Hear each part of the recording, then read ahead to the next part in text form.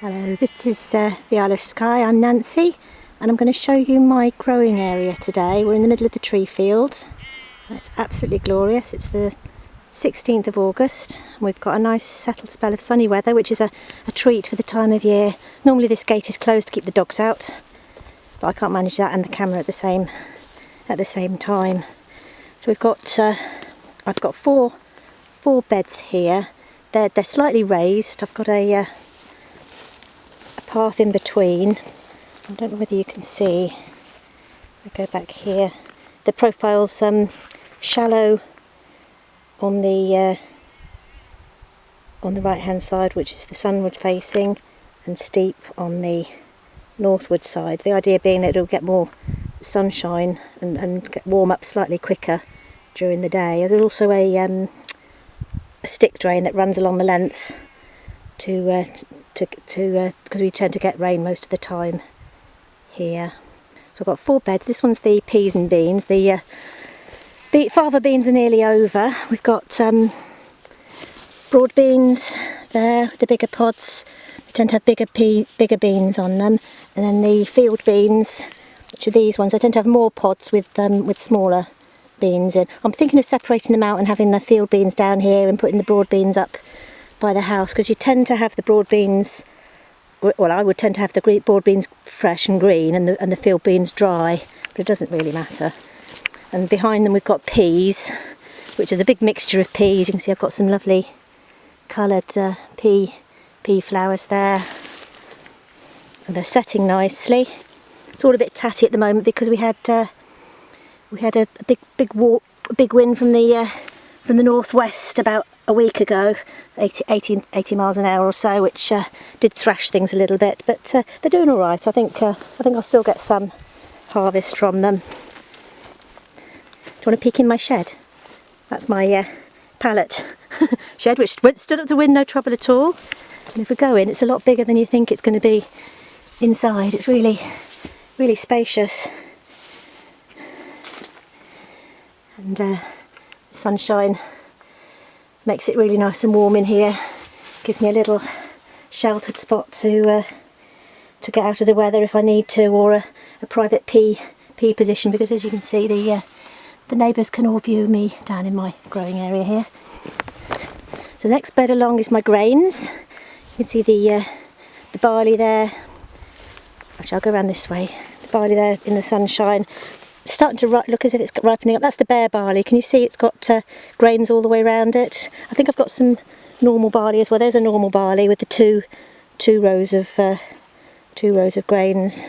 So the bare barley really does bear better.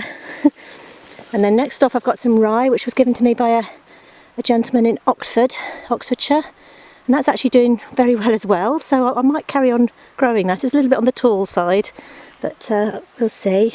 And that's my flax. I've still got a few flowers there, but a nice sort of seed going on. So hopefully I'll be able to grow more of that next year, because that's quite exciting if you want to have a go at making some linen. And then over here is the oats, and again that seems to have survived the wind quite nicely. This is a mixture of normal oats and black oats. The black oats is a bit shorter, but it's all doing fine. A lot of weeds in there, but hey, doesn't matter. This was my potatoes bed. Let's just go around this way again. I've got 2 main crop potatoes. This end has got the pink fir apple, which is a lovely salad type potato, and the far end has got what I call the sky blue, which is another main crop. It has very lumpy sort of potatoes with deep set eyes, but it seems to like it on Skye. It seems to crop slightly better than some of my other potatoes. Looking a little bit bashed there in the wind. Again, hopefully, I don't think it's anything too serious. Just a little bit of I think that's just bashed leaves. I don't think it's blight coming yet, luckily enough. And at the front here, you can see I've been starting to dig already. Those were my salad potatoes. I'll dig up some more this afternoon for my dinner. Have some potato salad for dinner. Those are earlies, so they're already gone. The leaves are gone, ready to dig up. And this is my roots bed, which is a bit more crowded than it should be. It was supposed to be just parsnip, carrots and swede, which are those main can see the leaves of them there, but I've got also in here, I've got some burdock. So not very many of those germinate, but I've got a few. What I might do is transplant those to get more seed and have another go with those next year. And I've also got in here, what's that one? That's another carrot, I think. I think that's all carrot at this end. You can see the ferny, well maybe you can't, I'll come down. The ferny leaves here is fennel. That's Florence fennel, but it's not really bulbing up yet. I was going to show you the carrots because they are starting to bulb up. These are my own saved seed, the carrot seeds, the carrot ones. But I've got some. Look at that! Look. Can you see? A real carrot. Look. I'm quite excited about that.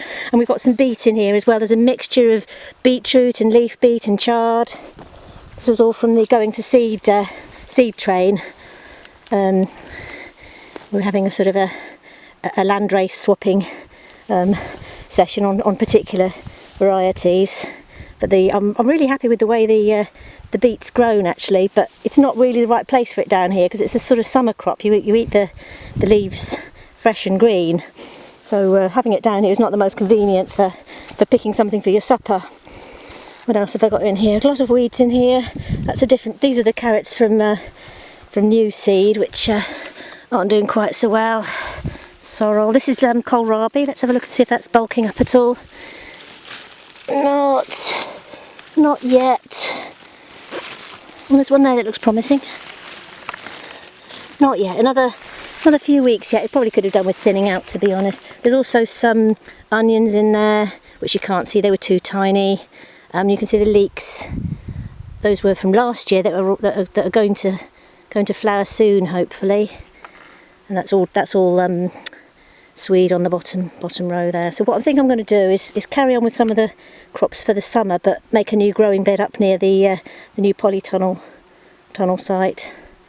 So what have we got here? We've got a bit of perennial kale there. I was going to plant a whole row of it here to try and give a little bit more of a windbreak, but the trees behind are starting to establish now. And we've got the comfrey here, which I can cut and drop.